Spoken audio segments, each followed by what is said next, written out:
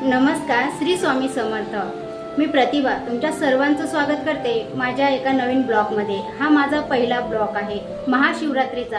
तर आज मी महाशिवरात्रीची पूजा कशा प्रकारे मांडणी करणार आहे आणि कशा प्रकारे साध्या पद्धतीने मी महाशिवरात्रीची पूजा करणार आहे, तर ती पूजा मी तुम्हाला दाखवते। मी पूजा कशा प्रकारे करणार आहे ते।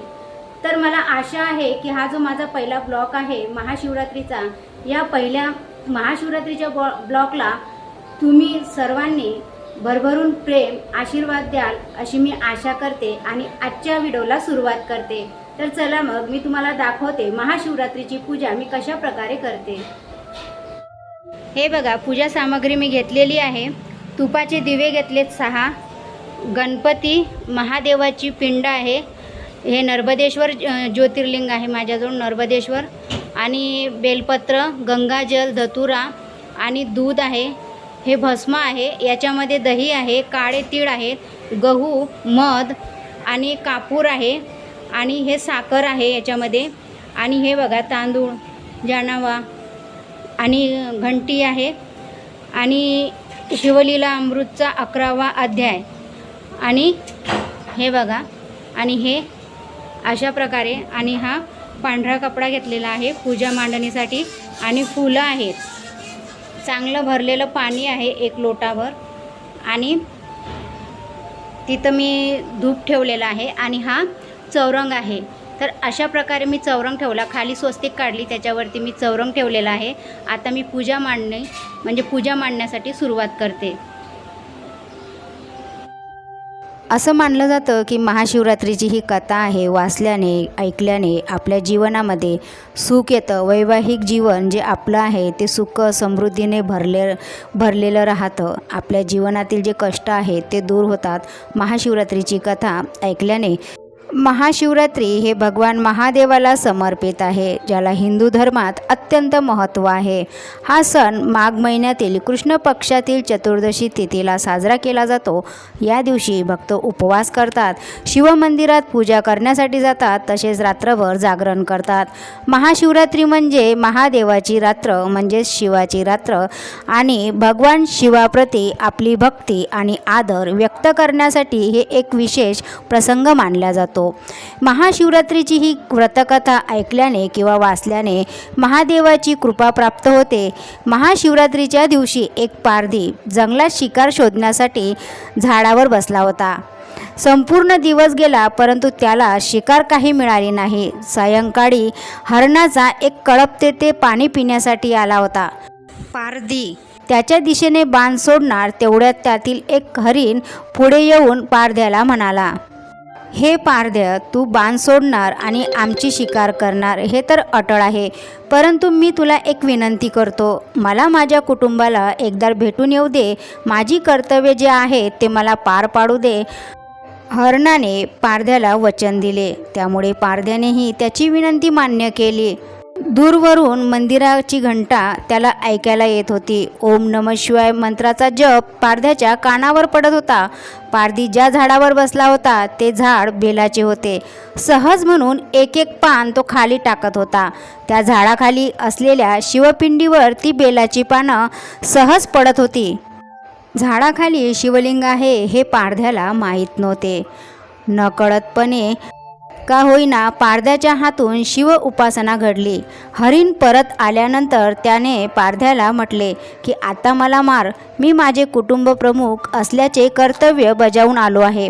तेव्हा लगेच मादी हरीण पुढे आली आणि ती पारध्याला म्हणाली की यांना मारू नको, मला मार, माझे पत्नी धर्माचे कर्तव्य मला पार पाडायचे आहेत। अशा प्रकारे ती पारध्याला विनंती करू लागली, पण त्यानंतर लगेच हरणीची लहान लहान पिल्लं लगेच पुढे आली आणि म्हणाली, आईला नका मारू, आम्हाला मारा, आम्हाला आमचे पुत्रधर्माचे कर्तव्य पार पाडू दे।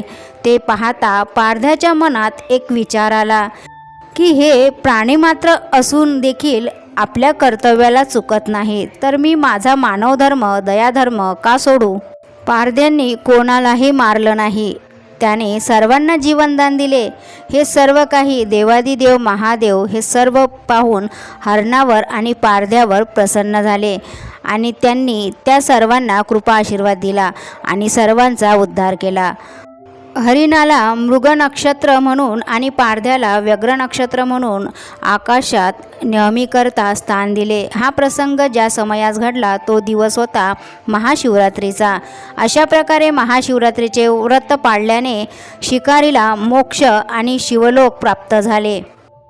ही कथा ऐकल्याने आपले दुःख दारिद्र्य दूर होते, महादेवाची कृपा आपल्याला प्राप्त होते. तसेच आपल्या आयुष्यात खूप समस्या असतात, अनेक अडचणी असतात, कर्ज असते, त्यानंतर आजार असतो, बऱ्याच समस्या आपल्या जीवनात असतात.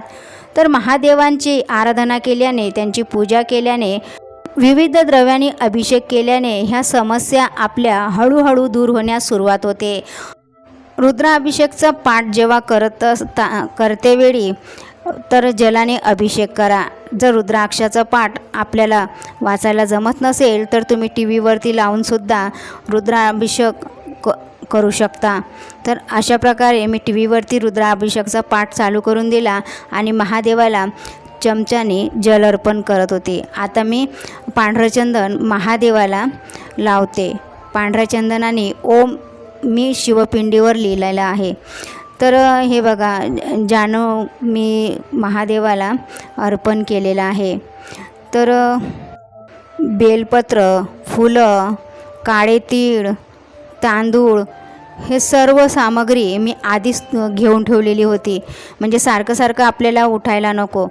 तर अशा प्रकारे जर महादेवाला तुम्ही अभिषेक केला किंवा प्रत्येक शनिवारी जर तुम्ही महादेवाला पाणी, गंगाजल आणि काळे तीळ एकत्र करून जर तुम्ही महादेवाला अभिषेक केला, त्याच्यामध्ये थोडंसं दूध, तर आपल्या अनेक समस्या दूर होतात.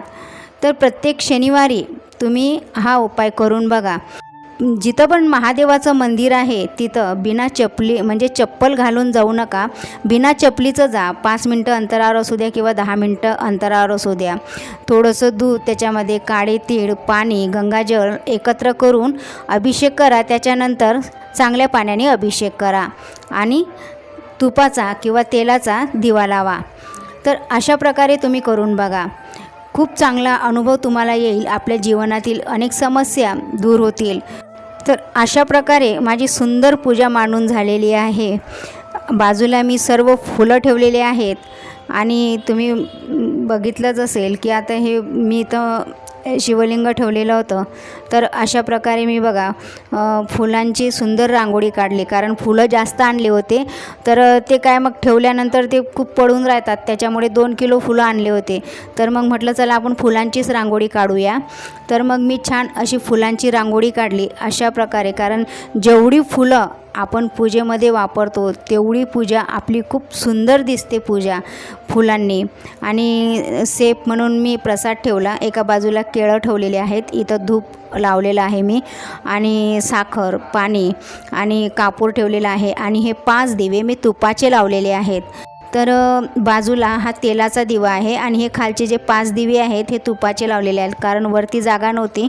तर ते दिवे मी असे खाली ठेवले, त्याच्या खाली अक्षत ठेवली, कारण दिवे तसे जमिनीवर ठेवू नये, तर अक्षत ठेवले, त्याच्यानंतर त्याच्यावर दिवे ठेवले. तर अशा प्रकारे माझी संपूर्ण पूजा झालेली आहे. अभिषेक सर्व संपूर्ण पूजा झालेली आहे. तर आता मी स्वामी समर्थ मंत्राचा जप करते. माळ घेतली मंत्र जप करायला आणि 11 वेळा तारक मंत्र मी म्हणणार आहे आणि त्याच्यानंतर मी शिवलीला अमृत हे वाचणार आहे. तर ही माझी सेवा झाली. तर ही सेवा मी आता करायला घेणार आहे. आता संपूर्ण पूजा झाल्यानंतर ही सेवा करणार आहे. तर चला मग वाचनाला पहिले आपण स्वामींच्या मंत्रजपाला सुरुवात करू. अनंत कोटी ब्रह्मांड नायक राजाधिराज योगीराज श्री स्वामी समर्थ महाराज की जय. गुरुर ब्रह्मा गुरुर विष्णू गुरुर्देव महेश्वरा गुरुर साक्षात परब्रह्म तस्मै श्री गुरुवे नमः. श्री स्वामी समर्थ, श्री स्वामी समर्थ, श्री स्वामी समर्थ, श्री स्वामी समर्थ, श्री स्वामी समर्थ, श्री स्वामी समर्थ. श्री स्वामी समर्थ महाराज की जय. ओम श्री अक्कलकोट स्वामी समर्थाय नमः.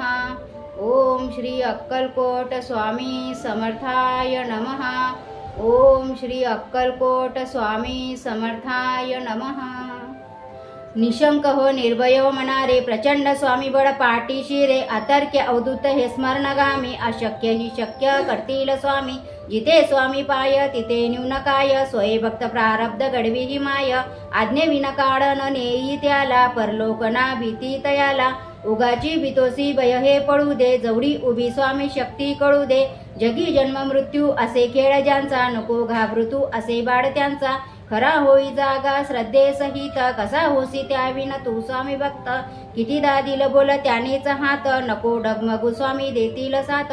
विभूती नमन नाम ध्यानाजी तीर्थ, स्वामीच या पंचामृतात. हे तीर्थ घे आठविरे प्रचितीन, सोडी सदा स्वामी जागे ते हाती. अशक्य ते शक्य करतील स्वामी. कंठी धडके माळ मुक्ता फळाची. जय देव जय मंगल मूर्ती व श्री मंगल मूर्ती. दर्शन मात्रे मान कामना पूर्ती. जय देव रत्न खैर गौरी कुमरा. चंदनाची ओटी मुकेश्वरा. सोबरा रुद्रुदे नवुरे चरणी गागरिया. जय देव जय मंगल मूर्ती व श्री मंगल मूर्ती. दर्शन मात्रे मान कामना पूर्ती.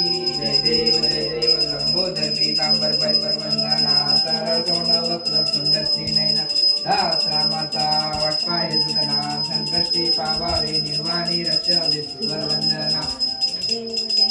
तर अशा प्रकारे मी आज महाशिवरात्रीची पूजा केलेली आहे आणि संपूर्ण पूजा मी तुम्हाला आजच्या व्हिडिओमध्ये दाखवलेली आहे. तर तुम्हाला आजचा व्हिडिओ कसा वाटला नक्कीच मला कमेंट करून सांगा. आपल्या चॅनलला सबस्क्राईब लाईक शेअर अवश्य करा आणि कमेंटमध्ये हर हर महादेव श्री स्वामी समर्थ टाईप करायला विसरू नका.